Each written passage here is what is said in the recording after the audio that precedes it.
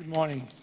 I am very happy to be here today to tell you the story of one person whose life has been truly an international endeavor, if you want, and to tell you how important the work, to thank you for the work you're doing, and to tell you how important it is.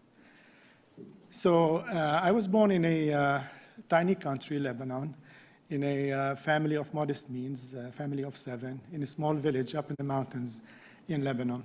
Just as a point of reference for you, Lebanon is about 1/10 of the size of North Carolina and has maybe about 40% of the population of North Carolina. But despite the fact that it's tiny and small, it is located in a very crucial area in the Middle East. And as such, it has been, all throughout history, a very open country, just at the confluence of East and West, if you want. And that has given Lebanon quite a bit of outlook, international outlook, where a lot of cultures have mixed throughout the history of the country. Growing up, I was encouraged to learn as much as I could about other cultures. I went to a small school that actually was a missionary school in Lebanon from the Marist brothers from France.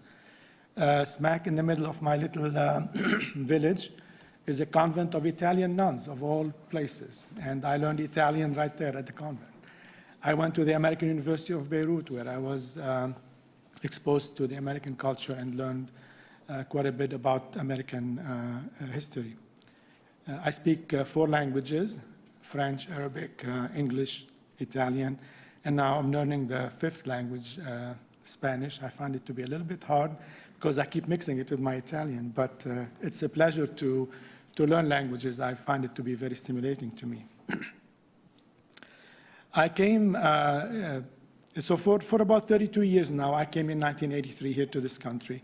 North Carolina has been a welcoming home to me.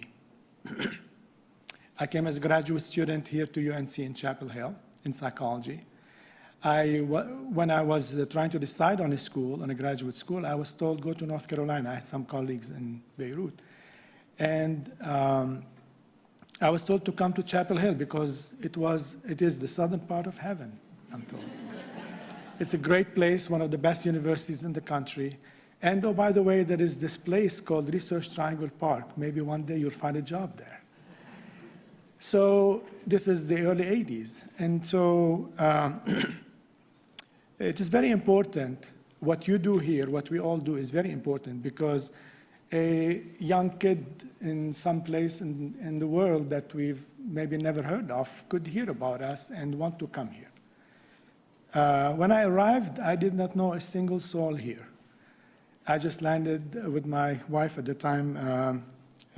We were just newlyweds and just landed here and were greeted by somebody who we did not know, who just called the International Center and said, is there somebody arriving who nobody's meeting? And they said, yeah, there's this guy and his wife. So she shows up at the airport, picks us up, and we spent the first night of our presence here in the United States in a complete stranger's house.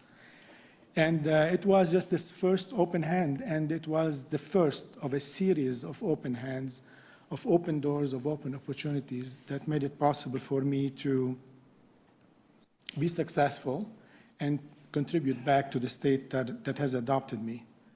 I have been very happy living here, and I've tried to pay back to the state that has adopted me and has welcomed me here. My field of work is drug research. I am a serial entrepreneur. I have co-founded 4 companies since 2006. I have worked for large companies, but my team and I have been running 4 companies in the biotech space, in the biopharmaceutical space since 2006. We focus on developing drugs for the central nervous system, things like seizure disorder, epilepsy, narcolepsy, ADHD, pain, etc. It's easy to imagine large companies like SAS being very global, or like Glaxo, for example.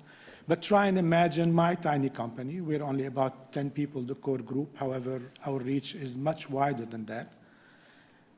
Even though we're a small company, we are global in nature. We have made deals with companies in Korea, Japan, Ireland, Germany, Switzerland, and other places. I remember very clearly when we were doing a licensing deal with a giant company in Korea, the third largest in Korea. We show up, my partner and I, from this tiny little company in small North Carolina, and we are greeted by huge masts with the American flag flying up there and a big welcoming sign in the front. We sit in the room where we're about to sign the deal, and everybody's coming around us. We're meeting with 100 people, and we're looking at each other and saying, really?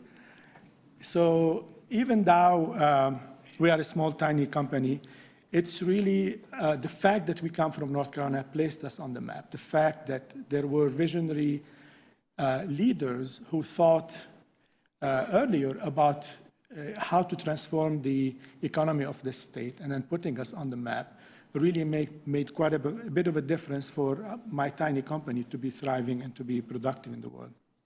So this entrepreneurial environment has fostered many companies, large like SAS, but also very small like mine. And what we do here in North Carolina truly makes an impact. We could not lose sight of that. What we do here really matters. North Carolina projects an image as a place that welcomes talent from all over the world. And it is even more important now than it was in the 60s, 70s, and 80s when it all got started. So it's a really interesting story for me, and I hope that it's also interesting for you. I came here just like Dr. Sanjar. I came here with the view that I will only be here for 3 years, finish my PhD and go back. And 32 years later, I'm still here. North Carolina is still my home. I'm on this stage because I've had business successes, but also I'm on this stage because to me it has been very important and very stimulating to be between worlds. And I want you to understand that. I want you to understand how rich and how stimulating and how great it is to be between worlds. I have been able to give back to North Carolina through various educational and cultural programs. I am chairman of the board of CIU. I am chairman of the board of Carolina Ballet. I have founded and endowed a center at NC State to study the Lebanese diaspora, but more importantly, to really be an example of how all of us from all over the world can come and make this place a rich place, and encouraging others to do the same. I am on the board of CED. I get involved with the Biotech Center quite a bit. And you cannot really imagine how rich my life has been because I live between worlds. And mine is only just one story of many. So a lot of you actually here in the audience and a lot of the people in the state are like me. This is a truly international global state, and we have to show it, and we have to keep supporting that. There are a lot of entrepreneurial minds all over the world looking for a place to study, live, and work. And we should want them to want to be in North Carolina. We should want them to want to make North Carolina home because it will make us better. What we do here makes an impact and matters.